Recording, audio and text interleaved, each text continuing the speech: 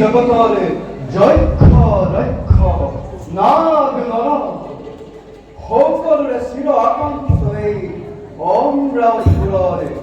অধীশ্বরময় দেব পুরন্দর ৩৩ কোটি দেবতায় যায় আদেব বাণী বরখেতু হলাহস্ত হে অধীর নন্দনময় ইন্দ্র হয় দেবরাজ শ্রীলুকরে হোম প্রভুরে ভৈক্ষ সম্পদরে গৌরাতিময় দেব শ্রেষ্ঠ হয় দেবরাজ দেবেন্দ্র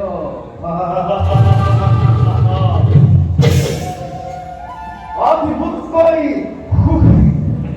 মুৎকই সমৃদ্ধ আছে তার গুরুজন রথপদে বসে হয় দেবরাজ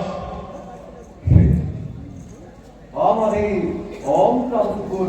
হস্তগত করিব দিতি আর বরুণ নন্দন হে দৈত্য দানবপুরে বারে বারে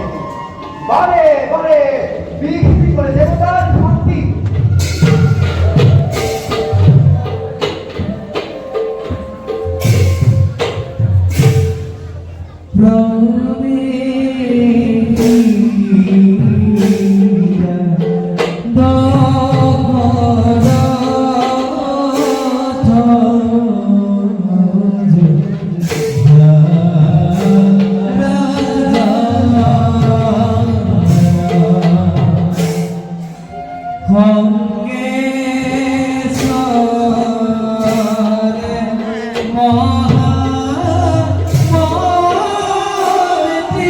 মহা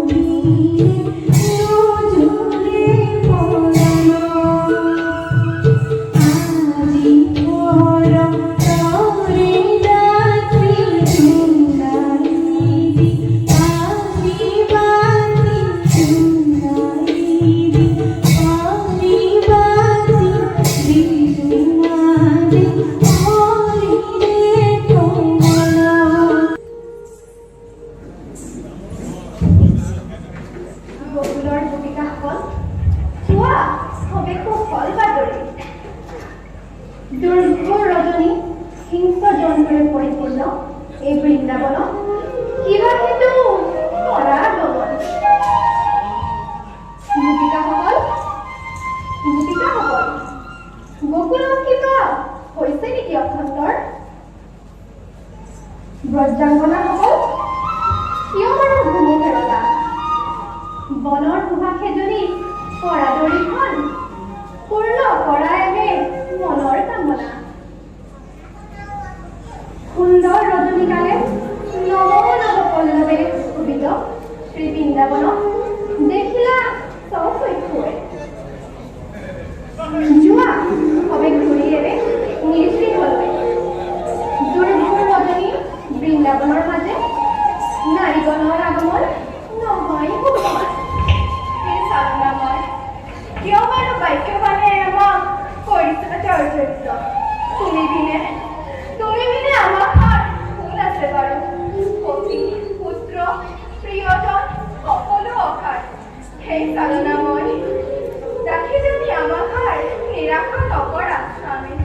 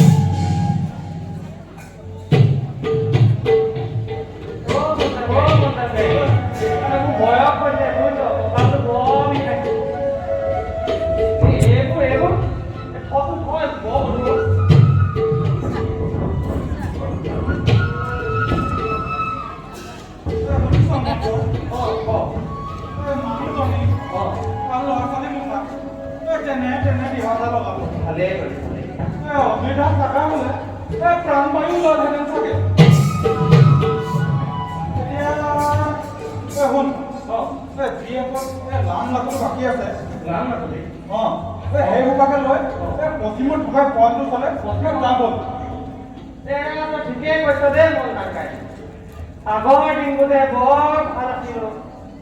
সেইবোৰ দিন যে ঘূৰি নাহে ভাবিয়ে বেয়া তই ঠিকে কৈছ মহাৰাজ পদৰ দিনত এই ঠাইতে কম মোৰ কৰিব নাই মাছ কাছ গাখীৰ মাখনো খাই দিব পাৰে তই ঠিকে কৈছ বিধে বিধে ফল মূল মই তোক কলো নহয় বিধে বিধে ফল মূল গছৰ তল ভৰি থাকে গছৰ তলো মুখতে নিদিয়ে অতুহে কাটিছ বহুত দিছে কলৈ কলো